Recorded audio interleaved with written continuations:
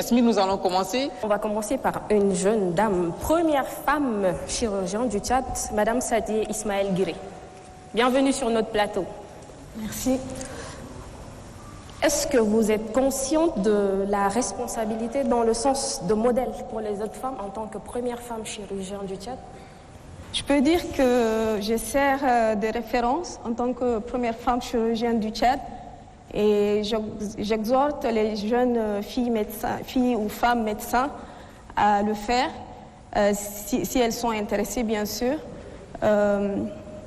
Si moi j'ai pu y arriver, il n'y a pas de raison pour qu'elles n'arrivent pas. Alors, on va dire que la chirurgie est une spécialité masculine par ses caractéristiques techniques, sa culture professionnelle et même l'effort physique qu'il faut faire puisqu'il faut rester debout très longtemps pour faire des opérations et tout. Pourquoi avoir fait le choix de cette spécialité?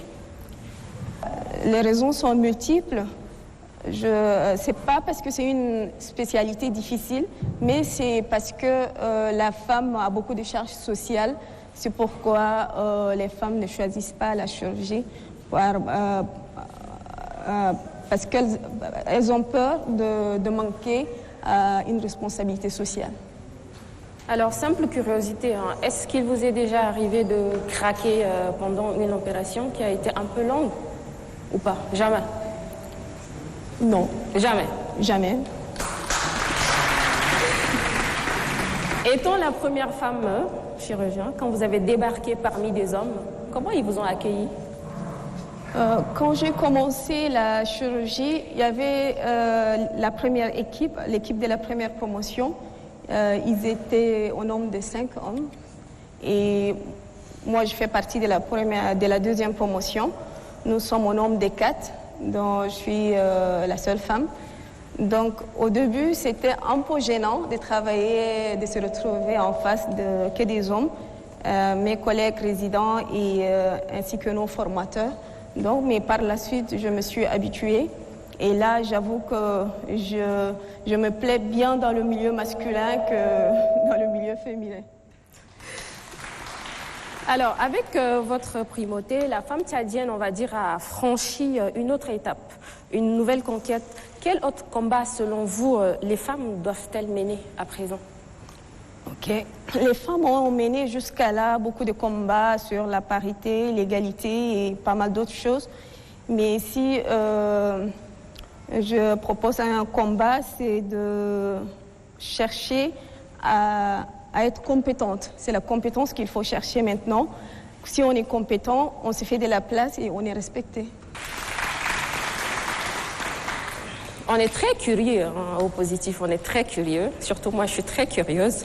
Quel cadeau est-ce que votre époux vous a fait pour cette primauté en tant que première femme chirurgienne? C'est vrai que c'est curieux. C'est plusieurs choses dont je ne peux citer. Mais le plus grand cadeau, c'est le fait de me soutenir durant ces longues années d'études. Et là, je ferai bientôt 18 ans de mariage. Et quand je me suis mariée, j'étais en 2e année de médecine. Alors, j'ai fait 8 ans de médecine générale à Dakar. Après, je suis rentrée et 6 ans de chirurgie. Donc, sa patience et le soutien, c'est le plus grand cadeau que je pense. Alors, votre papa, Allah yarham Abel Diana, a été très équitable, on va dire, dans l'éducation des enfants. Il a donné la même opportunité et aux filles et aux garçons d'aller à l'école. Quel type de père était-il pour vous? C'est vrai, notre papa tenait beaucoup à l'éducation. Si je suis ce que je suis aujourd'hui, c'est grâce à lui. Donc, ses conseils m'ont guidée jusqu'à là. C'est un père, c'est un confident. Il nous a inculqué la rigueur dans le travail et dans l'éducation, avec comme modèle le goût du travail bien fait. Donc, il nous a aussi offert les meilleures conditions pour que nous puissions mener de bonnes études. Donc, j'ai continué à prier pour lui que le bon Dieu l'accueille dans son paradis. Alors, Madame Sadié, vous avez soutenu votre thèse avec la mention très honorable. Votre petit frère, ensuite, a été le meilleur bachelier du Tchad en 2021. Est-ce qu'on va dire que vous êtes une famille de génie? Comment ça se fait? Ah bah, c'est pas question de famille de génie. Nous ne sommes pas le seul au Tchad. Il y a plusieurs autres familles qui ont des enfants qui ont bien réussi. Alors, la première des choses, c'est d'abord d'être 100% responsable de sa vie. Ça veut dire quoi? Ça veut dire que savoir faire le choix et de l'assumer. Et la deuxième chose, c'est de pouvoir poser la bonne question. Donc, la bonne question, je donne un exemple. Je vais faire la chirurgie parce que j'ai vu des femmes chirurgiennes, malgré que c'est dur, malgré que les femmes fuient. Alors, je vais me poser la question, comment cette femme a fait pour être chirurgienne et par quels moyens? Donc, c'est les questions que je me pose et je suis son parcours. Et la troisième chose, c'est de passer à l'action. Vous avez effectué vos études au Sénégal, vous l'avez souligné tout à l'heure. Les femmes sénégalaises, hein, elles sont connues pour leur épanouissement et participation à la vie active. Qu'est-ce que vous aurez voulu ramener au Tchad, de leur caractère ou de leur façon de faire?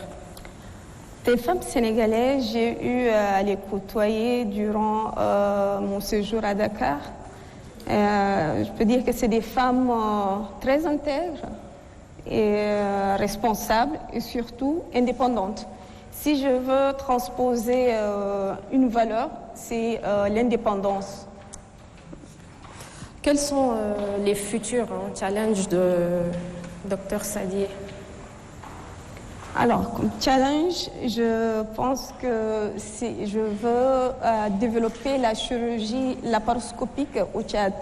La chirurgie laparoscopique, c'est communément appelé la chirurgie laser, qui s'est fait de moins en moins ici.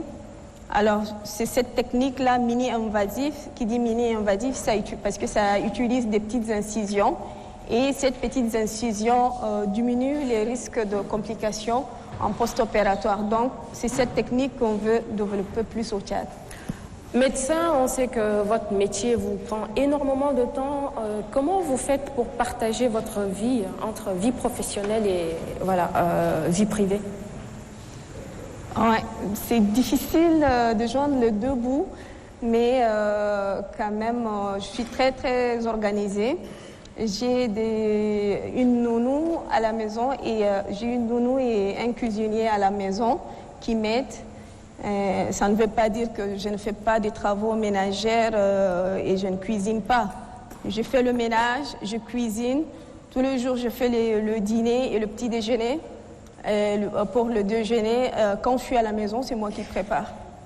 Beaucoup de femmes, aujourd'hui, parfois, même des hommes, nous savons tous, ils font recours à la chirurgie esthétique. Pourquoi avez-vous écarté cette spécialité? Alors, la chirurgie esthétique, c'est une très très belle spécialité. Mais pourquoi choisir cette spécialité? Parce qu'il faut savoir qu'au Tchad, le besoin, il y a très peu de chirurgiens et le besoin de la chirurgie vitale est encore là. Donc, on a besoin plus de chirurgiens qui sauvent la vie que de la chirurgie esthétique parce que c'est pas urgent.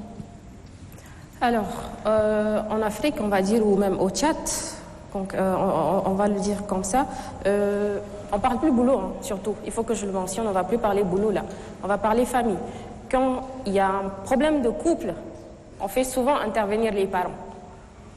Comment vous faites pour régler votre discorde avec votre mari, bien qu'il vous soutienne tout le temps? Ou c'est le couple parfait?